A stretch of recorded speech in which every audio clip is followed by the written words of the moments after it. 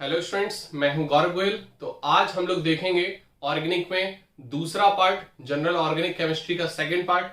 पहले पार्ट में हमने देख लिया था कि हमारी ऑर्गेनिक केमिस्ट्री बेसिकली क्या होती है और उसके हाइब्रिडाइजेशन देख लिए थे हमने। कार्बन के कितने टाइप्स के हाइब्रिडाइजेशन है, क्योंकि कार्बन ही हमारा सबसे इंपॉर्टेंट एलिमेंट है हमारी ऑर्गेनिक केमिस्ट्री में। तो इस चीज के लिए हमने सबसे पहले ऑर्गेनिक में कार्बन के हाइब्रिडाइजेशन देखे, कितने टाइप के हाइब्रिडाइजेशन बन सकते हैं और एक सेकंड में हम कैसे पहचान सकते हैं कि इसका हाइब्रिडेशन क्या है, मतलब कौन सी कार्बन का हाइब्रिडेशन क्या है। कुछ अदर एलिमेंट के बारे में भी मैंने डिस्कस किया था कि हमारे कुछ हाइड्रोजन और कार्बन के अलावा कौन कौन से एलिमेंट आ सकते हैं। तो मैंने आपको बताया था कि halogen, fluorine, chlorine, bromine, iodine, nitrogen, oxygen, sulphur, phosphorus, ये कुछ ऐसे एलिमेंट्स हैं जो आ सकते हैं जिनके आने से हम बोल देते हैं कि हाइड्रोजन हाइड्रोकार्बन के ये डेरिवेटिव्स कहलाएंगे, अगर वो एलिमेंट हाइड्रोकार्बन की चेन में आ जाते हैं तो। अब इसके बाद में फिर मैंने देखा था कि कितने टाइप के स्ट्रक्चर बन सकते हैं हाइड्रोकार्बन कंपाउंड्स के। तो वो मैंने देखा था कि कंडेंस्ड स्ट्रक्चर है, कंप्लीट स्ट्रक्चर है, फिर बॉन्डलाइन स्ट्रक्चर है। तो अगर कोई क्वेश्चन आ जाए कि जैसे पिछले लेक्चर में मैंने 2-3 एग्जाम्पल डिस्कस किए थे, आज मैं और एग्जाम्पल देखता हूं कि हम कैसे, अगर कोई बॉन्डलाइन स्ट्रक्चर आ गया तो हम कैसे हाइड्रोजन और कार्बन को कैसे काउंट कर सकते हैं। तो उस चीज को हमें थोड़ा समझना है, कुछ ट्रिक्स हमें देखनी है, फिर उसके बेसिस पे हम चीजें क्लियर कर सकते हैं। जैसे हमने बात कर ली, अभी हम केवल बॉन्डलाइन स्ट्रक्चर बना रहे हैं और बॉन्डलाइन स्ट्रक्चर से ही हम कंडेंस फॉर्मूला ज्यादातर आता है। तो जैसे मैंने बोल दिया कि ये हमारा क्लोरीन लग गया, ये हमारा ब्रोमीन है, ये हमारा OH है। ये हमने कुछ हार्डेस्ट एग्जाम्पल हम ले रहे हैं तो क्लियर हो जाएंगे सीधे। सिंपल हमें ये समझना है कि हर जो कार्बन है लास्ट में अगर कुछ एलिमेंट अदर नहीं है तो हर चीज को मुझे कार्बन कंसीडर करना है, हर चीज को कार्बन कंसीडर करना है। तो कार्बन मैंने कंसीडर कर लिया तो ये चीज क्लियर हो गई कि हमारा ये कार्बन हमारे कितने हो गए, हम कार्बन सीधे सीधे काउंट कर सकते हैं। अब यहां पर क्लोरीन है तो C का मतलब ये नहीं कार्बन आप ले लो, ये चीज फिर आपकी गलत हो जाएगी, ये आपकी गलती है खुद की। तो अब यहां पर अगर मैं देखूं कि कितने कार्बन है, 1 2 3 4 5 6 7 8 9 10 11 12, तो आप सिंपल सबसे पहले कार्बन लिखोगे तो 12 लिख दिया। कार्बन के बाद आपको हाइड्रोजन काउंट करने हैं, तो हाइड्रोजन में आप कहां जाओगे, अब कार्बन की बैलेंसी मुझे 4 बैलेंसी पूरी करनी है। तो यहां पर अगर एक बॉन्ड हो गया तो यहां पर 3 हाइड्रोजन है, 2 बॉन्ड हो गया तो यहां पर 2 हाइड्रोजन है। अगर यहां पर 3 बॉन्ड बन चुके हैं कार्बन की सराउंडिंग में तो 1 हाइड्रोजन है, क्योंकि कार्बन की मुझे 4 बैलेंसी यहां पर देखनी है। क्लियर। अब यहां पर 2 बॉन्ड बन गया तो यहां पर 2 आएगी, 2 बन गया तो 2 आएगी। अब 3 बॉन्ड बन गए तो 1 आ जाएगा, 2 बॉन्ड बन गए तो 2 आ जाएगा, 2 बॉन्ड बन गए तो 2 आ जाएगा, 3 बॉन्ड बन गए तो फिर से 1 आ जाएगा और यहां पर फिर से 2 आ जाएगा और यहां पर 2, यहां पर 1 बॉन्ड बनाया तो 3 हाइड्रोजन आ जाएंगे। अब हाइड्रोजन आप काउंट कर सकते हो इजीली, 3 2 5 6 7 8 9 10 11 12 13 14 15 16 17 18 19 20 21 22 23 और ये 24, तो 24 हमारे हाइड्रोजन हो गए। इतनी सी बात आपको समझ में आ जानी चाहिए। अब यहां पर कौन कौन से अदर एलिमेंट है, क्लोरीन है, ब्रोमीन है और ऑक्सीजन है। तो यहां पर ये चीज आपको थोड़ी समझनी है। ये हमारा बन गया एक कंडेंस्ड फॉर्म। क्या बन गया? Condensed formula. क्या बन गया? Condensed formula. इतनी सी बात आपको समझनी है, कंडेंस्ड फॉर्मूले में हमारे बॉन्ड्स नहीं दिखते हैं। क्लियर। इस तरीके से हम और भी एग्जाम्पल लिख सकते हैं। जैसे मैंने ले लिया, अब मैंने ले लिया कि ये हमारे बॉन्ड लाइन स्ट्रक्चर में ही ज्यादा दिक्कत होती है। बॉन्ड लाइन स्ट्रक्चर से मैं कैसे चीजें निकालूं। अगर ये एक डबल बॉन्ड आ गया, सिंपल, ठीक है, एक डबल बॉन्ड आ गया। वैसे तो मैं हाइड्रोकार्बन में एल्केन अल्कीन अल्काइन को बताऊंगा। एक डबल बॉन्ड आ गया मतलब अल्कीन आ गया। डबल बॉन्ड का मतलब अल्कीन, आपने पढ़ा होगा 10th क्लास में कार्बोनेट्स कंपाउंड में। तो सबसे पहले हमें कार्बन, हर कॉर्नर पे कार्बन मुझे देखना है। तो हर हमारा ये कार्बन हो गया। क्लियर। कार्बन होने के बाद मुझे यहां पर हाइड्रोजन देखने हैं। तो एक बॉन्ड हो गया तो 3 हाइड्रोजन, 2 बॉन्ड हो गया तो 2 हाइड्रोजन, यहां पर 2 हो गया 2। इस तरीके से आपको बहुत आराम से चीजें करनी है, क्योंकि इसमें गलतियां बहुत होती हैं और क्वेश्चन सिंपल होते हैं बहुत। ठीक है, तो आप अपनी गलतियों की वजह से चीजें गलत कर लोगे। तो यहां पर हो गया 3। क्लियर। अब यहां पर 3 कार्बन पहले गिन लो, 1 2 3 4 5 6 7 8 9, 9 कार्बन हो गए। क्लियर। अब सिंपल 3 2 5 6 7 8 9 10 11 12 13 14 15 16 17 18, मतलब ये डबल आए हैं, कार्बन से डबल आए हैं हाइड्रोजन। इसका एक फॉर्मूला होता है अल्कीन का। अब तीनों के मैं फॉर्मूले डिस्कस कर लेता हूं कि फॉर्मूले कैसे मैं बताऊं कि और सिंपल हम कैसे निकाल सकते हैं। तो अगर मैं फॉर्मूले ऑफ हाइड्रोकार्बन की बात करूं, formula of hydrocarbon, formula of hydrocarbon, hydrocarbon में मुझे एल्केन अल्कीन अल्काइन को देखना है, ठीक है। अगर सिंगल बॉन्ड आ गया तो हमारा अल्केन है, डबल बॉन्ड आ गया तो अल्कीन है, और ट्रिपल बॉन्ड आ गया तो अल्काइन है।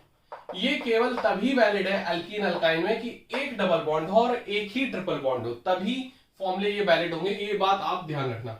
अल्केन में हमारा सिंपल सिंगल बॉन्ड कार्बन हो तो उसको हम अल्केन बोल देंगे, सिंपल सी चीज। अगर यहीं पर अगर मैं एक डबल बॉन्ड आ गया यहां पर, ठीक है, तो ये हमारा अल्कीन हो जाएगा। और अगर यहीं पर एक ट्रिपल बॉन्ड आ गया एक, तो इसको अल्काइन बोल देंगे। इतनी सी बात आपको समझनी है। क्लियर हो रही बात करें? अल्केन में फॉर्मूला क्या हो जाएगा? CnH2n+2। मतलब अगर कार्बन हमारे n हुए तो हाइड्रोजन जो होंगे वो 2 का n में मल्टीप्लाई करोगे और +2 कर दोगे। जैसे मैं बात कर लूं कि 5 कार्बन का हमारा अल्केन है, ठीक है, तो हाइड्रोजन कितने हो जाएंगे? 2 × 5 क्योंकि ये 5 आ रहा है n, और +2 मतलब हाइड्रोजन कितने हो गए? C5 और ये 2 मतलब H12 हो गए। ये हमारा अल्केन हो जाएगा। क्या हो जाएगा? ये अल्केन हो जाएगा। इतनी सी बात आपको समझ में आ रही? इतनी सी बात आपको समझ में आ रही? फटाफट नोट कर सकते हो आप। ये हमारा सिंपल क्या हो गया? अल्केन। अब मैं यहीं पर एल्कीन की बात करूं, एल्कीन की बात करूं, एल्कीन में देख सकते हो एल्कीन क्या हो जाएगा? CnH2n। क्या हो जाएगा? CnH2n। तो यहां पर हमें देखना है, अगर मैं इसी का एग्जांपल ले लूं तो 1 2 3 4 5 6, ठीक है, 6 कार्बन है, तो 6 कार्बन आपने n रखे 6, क्या रखे? 6, और यहीं पर H क्या हो जाएंगे? डबल हो जाएंगे, तो H क्या हो जाएंगे? 12। सिंपल जैसे ये बात थी, मतलब एक डबल बॉन्ड आएगा तो डबल हो जाएंगे हमारे हाइड्रोजन, जितने नंबर ऑफ कार्बन होंगे उससे डबल हाइड्रोजन। ये अल्कीन का केस है। किसका केस है ये? अल्कीन का। इतनी सी बात समझ में आई? मतलब अल्केन से 2 हाइड्रोजन कम हो जाएंगे तो अल्कीन आ जाएगा, और इससे 2 हाइड्रोजन और कम हो गए तो अल्काइन आ गए, क्योंकि एक डबल बॉन्ड का मतलब 2 हाइड्रोजन उड़ना, ठीक है। तो यहां पर अल्काइन के केस में क्या हो जाएगा? अल्काइन का फॉर्मूला देख सकते हो, तो इसको अच्छी तरीके से आप नोट्स में बना लेना।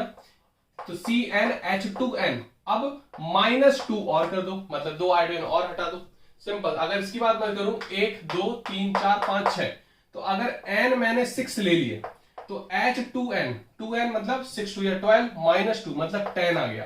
तो यहां पर 2 हाइड्रोजन और कम करने। सिंपल। ये अल्कीन का है, ये अल्काइन का, 2 हाइड्रोजन यहां पर कम हो गए।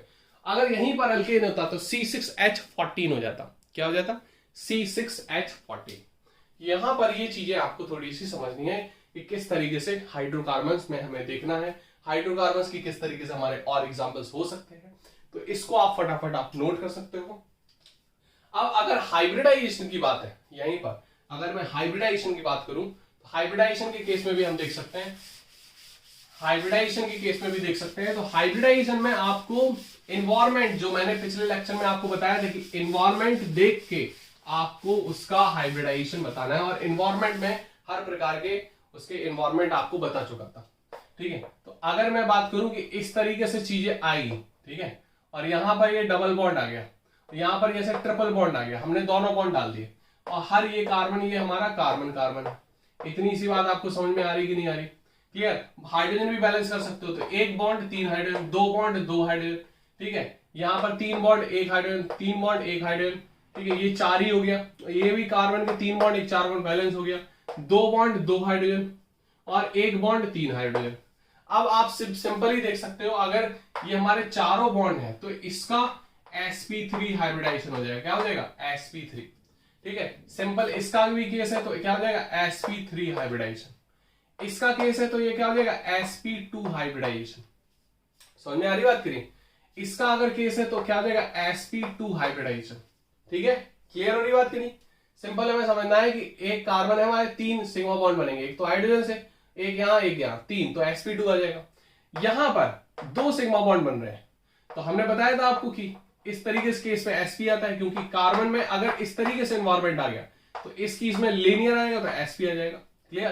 तो यहां पर sp, ये भी sp हमारा आ जाएगा। क्या हो जाएगा? sp। ये हमारा sp3 और ये sp3। क्लियर हो रही बात कि नहीं? समझ में आ रही बात? तो इस तरीके से चीजें आपको देखनी है, इस तरीके से हाइब्रिडाइजेशन आपको थोड़ा समझना है। क्लियर? फटाफट आप नोट कर सकते हो इन चीजों को। हम और भी चीजें देखेंगे थोड़ा सा कि कंडेंस्ड और भी हम कुछ स्ट्रक्चर देख सकते हैं। अगर यहां तो ये तो हमने सिंपल चेन वाले कंपाउंड से ले लिए, ठीक है, सिंपल चेन वाले कंपाउंड से लिए। अगर यहीं पर मैं थोड़ा सा साइक्लिक वाले कंपाउंड ले लूं इस तरीके से, साइक्लिक में आप समझना कि इस तरीके से कंपाउंड हो गया, ठीक है, अगर ये कंपाउंड हो गया इस तरीके से कंपाउंड हो गया, तो यहां पर आपको ये भी चीज समझनी है कि हर कॉर्नर हमारा क्या है, कार्बन है, हर कॉर्नर कार्बन है, ये चीज आपको थोड़ा सा समझनी है। क्लियर? अब यहां पर दो बॉन्ड बन चुका है एक कार्बन का, तो दो हाइड्रोजन आएंगे ना।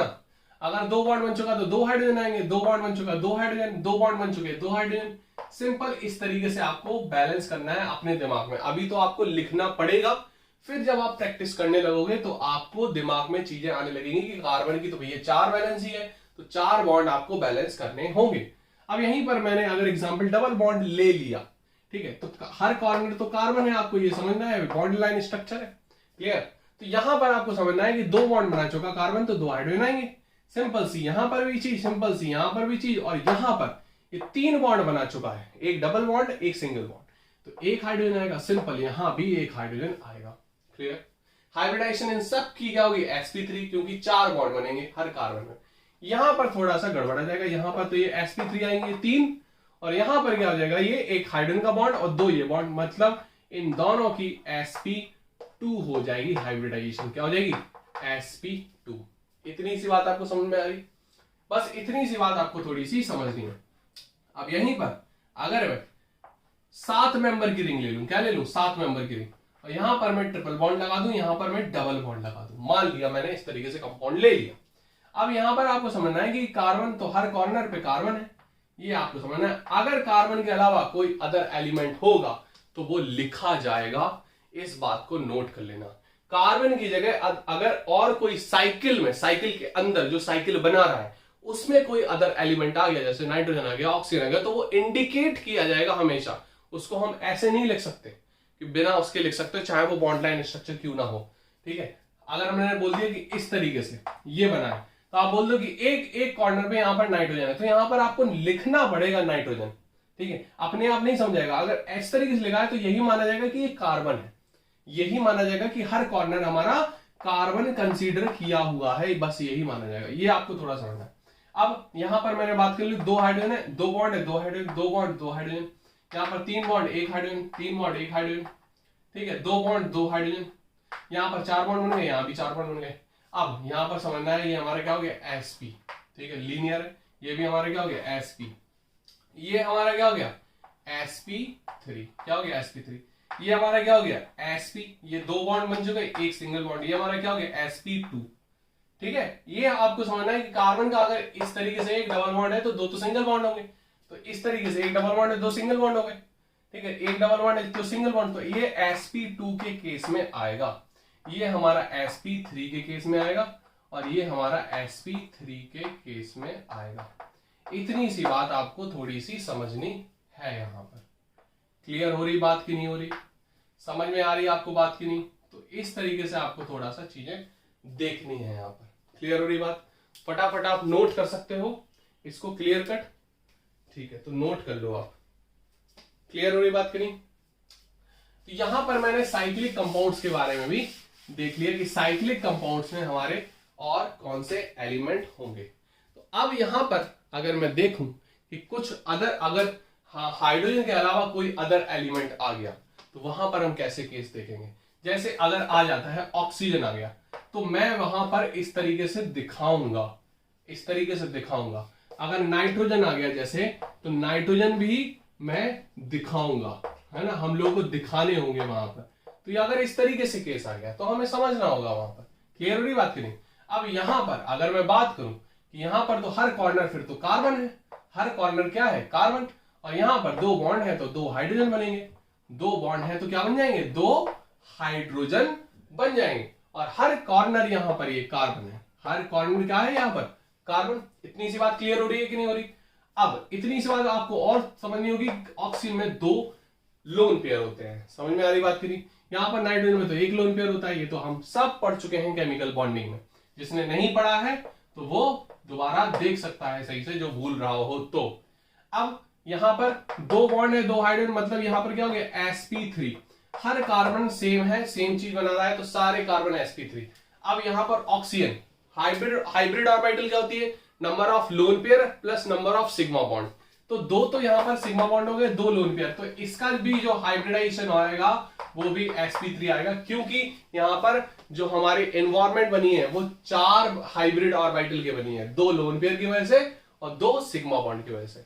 तो हाइब्रिड ऑर्बिटल मैंने आपको बता चुके हैं कि वो कितने होते हैं, number of sigma bond plus number of lone pair. अब इधर पे सिंपल से केस, ये हमने देख लिया कि एक डबल बॉन्ड है तो 2 सिंगल बॉन्ड होंगे, मतलब एक हाइड्रोजन तो होगा ही होगा। क्लियर हो रही बात करी? तो यहां पर जो कार्बन है, कार्बन तो हमारा sp2 हाइब्रिडाइज होगा, कार्बन हमारा क्या होगा, sp2 हाइब्रिडाइज। लेकिन यहीं पर अगर मैं नाइट्रोजन की बात करूं तो 3 तो सिग्मा बॉन्ड है और एक लोन पेयर है, तो नाइट्रोजन इस केस में तो sp3 हाइब्रिडाइज ही होगा। होगा कि नहीं होगा? नहीं होगा। वो मैं आपको समझाऊंगा कि इसमें क्यों नहीं होगा हाइब्रिडाइजेशन sp2। यहां भी sp2 ही नाइट्रोजन होगा, ये बात आपको थोड़ा सा समझनी है।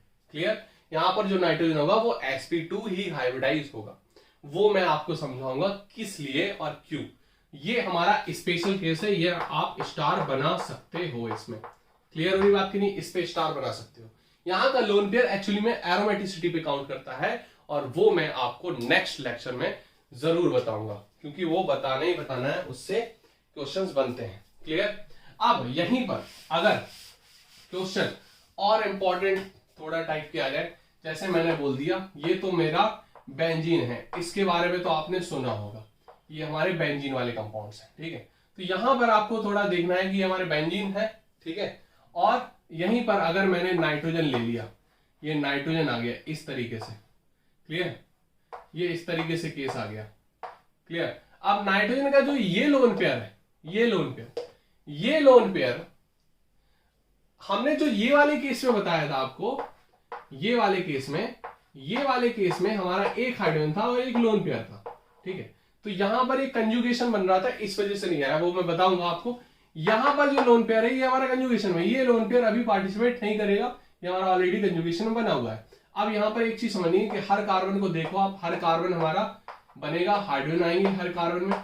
ठीक है, और हर कार्बन का बेंजीन में जो हाइब्रिडाइजेशन होगा वो sp2 हाइब्रिडाइजेशन के साथ आपको ये भी समझना होगा, ये sp2 जो है वो ट्राइगोनल प्लेनर स्ट्रक्चर है। कैसा है? ट्राइगोनल प्लेनर, मतलब एक ही प्लेन में आएंगे ये सब कुछ। सेम चीज यहां पर, अगर सबके हाइब्रिडाइजेशन sp2 रहेंगे, क्योंकि नाइट्रोजन का भी sp2 है, एक सिग्मा बॉन्ड और एक लोन पेयर, ये लोन पेयर काउंट होगा। क्लियर? ये कंजुगेशन में नहीं आएगा। यहां पर ये दिक्कत आ रही है, उसको स्टार बनाओ, आगे नेक्स्ट लेक्चर में क्लियर हो जाएंगे ये कॉन्सेप्ट। अब यहां पर ये कार्बन है, यहां पर ये कार्बन है। क्लियर हुई बात करी? यहां पर सेम हाइड्रोजन आएंगे तो इसको लिख दोगे आप, और सारे के सारे हाइब्रिड जो कार्बन है वो हमारे sp2 हाइब्रिडाइज होंगे, क्योंकि एक हाइड्रोजन का बॉन्ड और 2 बॉन्ड ऑलरेडी बने हुए हैं। क्लियर? ये मैं आपको समझा चुका हूं अभी। क्लियर? तो फटाफट आप नोट कर सकते हो, इस तरीके से चीजें हमें देखनी होंगी, कुछ हाइब्रिडाइजेशन की और कुछ और चीज होगी। क्लियर? समझ में आ रही होगी बातें आपको। अब जो हमें नेक्स्ट चीजें देखनी है वो क्या है, 3 डायमेंशनल जो 3D रिप्रेजेंटेशन है। 3D रिप्रेजेंटेशन किस तरीके से आता है हमारा, कोई कार्बन का, अगर, क्योंकि कार्बन जो है वो हमारा टेट्रावैलेंट है, टेट्रावैलेंट अगर sp3 हाइब्रिडाइज हुआ तो कुछ इस तरीके से मैंने आपको बताया था कि इस तरीके से स्ट्रक्चर आएगा, है ना। एक पीछे ये बॉन्ड जाएगा ऐसे, ठीक है, और एक ये आगे को बॉन्ड आएगा ऐसे। इसको बहुत आराम से आपको सही से बनाना है। क्लियर? ये इस तरीके से आपको आएगा। क्लियर हो रही बात की नहीं? इस तरीके से सामने आएगा। अब ये जो पीछे को जा रहा है ये तो दोनों प्लेन में है, अगर इस तरीके से लाइन बनी है ये दोनों के दोनों प्लेन में है, ये दोनों एक प्लेन में अगर देखा जाए तो ये भी दोनों प्लेन में, लेकिन एक पीछे को जाएगा और एक आगे को आएगा। क्लियर? अब इसको हम जैसे बोल देते हैं कि ये हमारे डेड डैश करके आ रहा है, तो ये वेज है ना, वेज, नॉन वेज वेज वाला नहीं, ये वेज मतलब हमारा पीछे पट्टी बनी है। अब ये डैश वेज है, क्या है, डैश वेज, मतलब डैश डैश करके बना है तो उसको डैश वेज। ये सॉलिड वेज है, क्या है, सॉलिड वेज, क्या बोल देंगे, सॉलिड वेज। इतनी सी बात आपको इस तरीके से चीज समझनी है। ये डैश डैश वेज है, इसको लिए डैश वेज बोलते हैं, ये सॉलिड वेज है, तो सॉलिड वेज और डैश वेज इस तरीके से आपको समझना है। अब ये जो कार्बन का एनवायरमेंट है आपको समझेंगे कि sp3 है और ये टेट्राहेड्रल स्ट्रक्चर बनता है। अगर मैं सारे स्ट्रक्चर इसको देखूं तो ये टेट्राहेड्रल टाइप का चीजें बनाएगा इस तरीके से। क्लियर हो रही बात की? अब आपको बिल्कुल क्लियर दिख रहा होगा कार्बन का जो टेट्राहेड्रल स्ट्रक्चर है वो किस तरीके से होता होगा। क्लियर हो रही बात करी? उसको फटाफट आप नोट कर सकते हो। फिर हम आगे और चीज देखें। और एंगल तो आपको पता ही है, इसका एंगल कितना होता है 109.28 मिनट, 109 डिग्री 28 मिनट इसका एंगल होता है। क्लियर? इतनी सी बात आपको समझ में आ रही तो फटाफट आप नोट कर सकते हो। और भी चीजें हम आप देखते हैं। अब अगर ये जो एनवायरमेंट है ये तो हमारा सिंपल हमने देख लिया कि sp3 हाइब्रिडाइजेशन का है।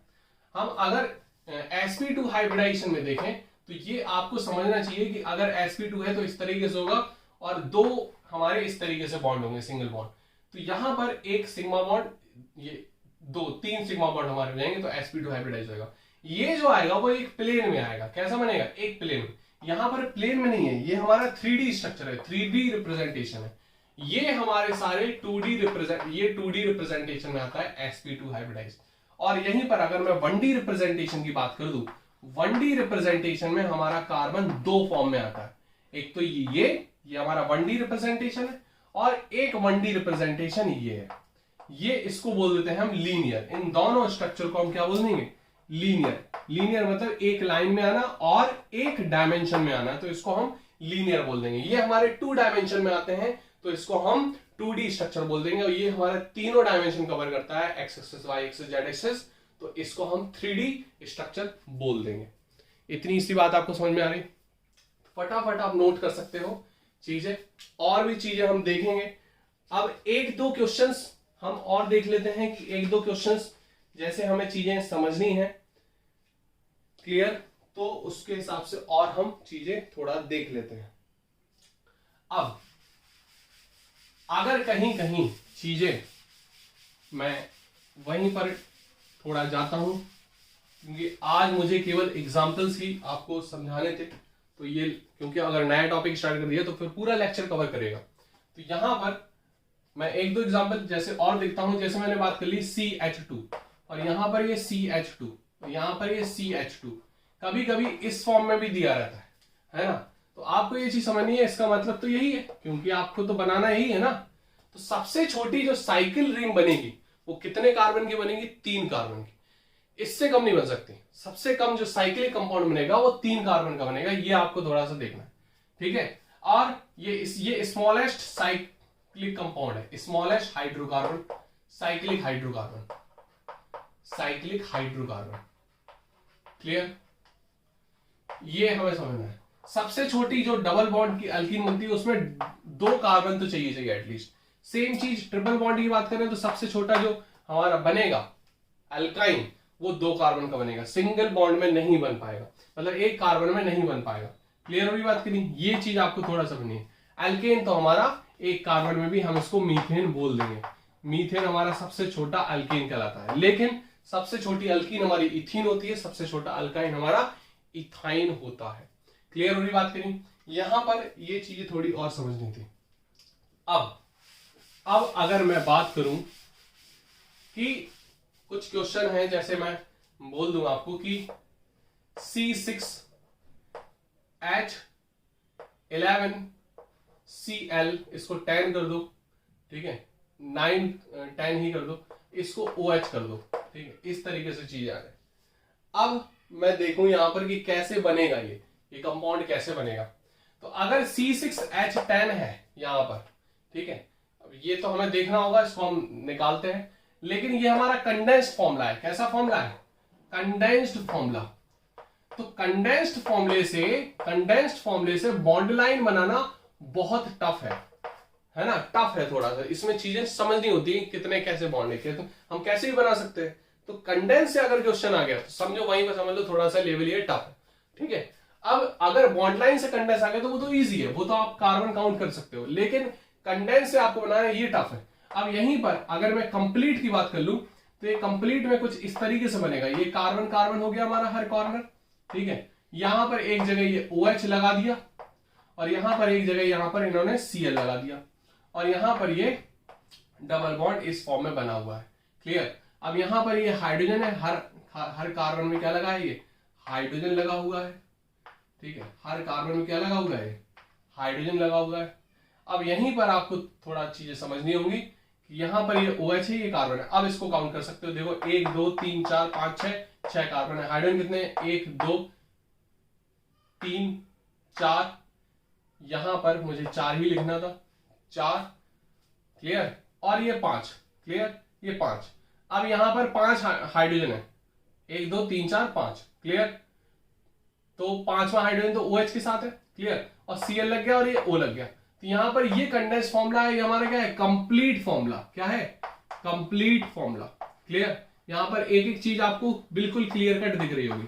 और यहीं पर अगर मैं बात कर लूं किसकी, बॉन्ड लाइन स्ट्रक्चर की, तो बॉन्ड लाइन स्ट्रक्चर में कार्बन नहीं दिखाए जाते हैं, क्लियर, केवल फॉरेन एटम दिखाए जाते हैं। तो ये आपको इस तरीके से, ये हमारा बॉन्ड लाइन स्ट्रक्चर है। और ज्यादातर जो हम यूज करेंगे अपने जो जितने भी डेली बेसिस पे हम केमिस्ट्री पढ़ेंगे, वो सारा का सारा बॉन्ड लाइन पढ़ना पड़ेगा। तो इसलिए बहुत ध्यान से आपको चीजें समझनी होगी कि बॉन्ड लाइन को हम कैसे सीखें। बॉन्ड लाइन जितना आप ज्यादा चीजें सीखोगे उतनी ज्यादा आपको समझ में आ जाएगी। तो अभी मैं इसके बाद नेक्स्ट लेक्चर में चीजें पढ़ूंगा तो वो आपको समझनी होंगी। जैसे कुछ फंक्शनल ग्रुप आपने पढ़े होंगे, तो ये फंक्शनल ग्रुप के हिसाब से आपको चीजें समझनी होंगी, है ना। तो ये फॉरेन एटम अगर आ रहे हैं, उसके साथ जुड़ा हुआ है कोई फंक्शनल ग्रुप, तो आपको पूरा का पूरा लिखना पड़ेगा, चाहे बॉन्ड लाइन हो या ना हो। तो ये आपको इस तरीके से दिख जाएगा, इस तरीके से चीजें दिख जाएंगी। अगर ये केवल आ जाता है फिनॉल, फिनॉल आपने देखा होगा, ये हमारा फिनॉल होता है, ठीक है। तो ये आपको थोड़ा सा चीजें समझनी होंगी, क्लियर। नेक्स्ट लेक्चर में हम और भी चीजें देखेंगे। आज के लेक्चर में इतना ही, क्योंकि आज के लेक्चर में केवल हमें क्वेश्चंस डिस्कस करने थे, तो वो हमने कर लिए। आपको चीजें बतानी थी किस तरीके से काउंटेड होने हैं कार्बन, किस तरीके से नहीं होने हैं। तो वो चीजें आपको थोड़ा सा यहाँ पर समझनी है कि यहाँ पर जो भी कॉर्नर है, जो भी आज का जो लेक्चर है, वो बहुत ही बारीकी से आप एक बार देखना, क्योंकि ये बहुत ही सिंपल क्वेश्चंस होंगे कि बॉन्ड लाइन से आपको केवल कार्बन काउंट करना है, बॉन्ड लाइन स्ट्रक्चर दिया जाएगा और कार्बन काउंट करना है। वहां पे अगर आप मिसिंग कर रहे हो तो फिर दिक्कत हो जाएगी आपको, क्लियर। तो ये क्वेश्चंस, ये सिंपल सिंपल क्वेश्चंस, आपसे गलती नहीं होनी चाहिए, इसको फटाफट नोट कर लो। नेक्स्ट लेक्चर में हम लोग की मुलाकात होगी, तब तक के लिए बाय।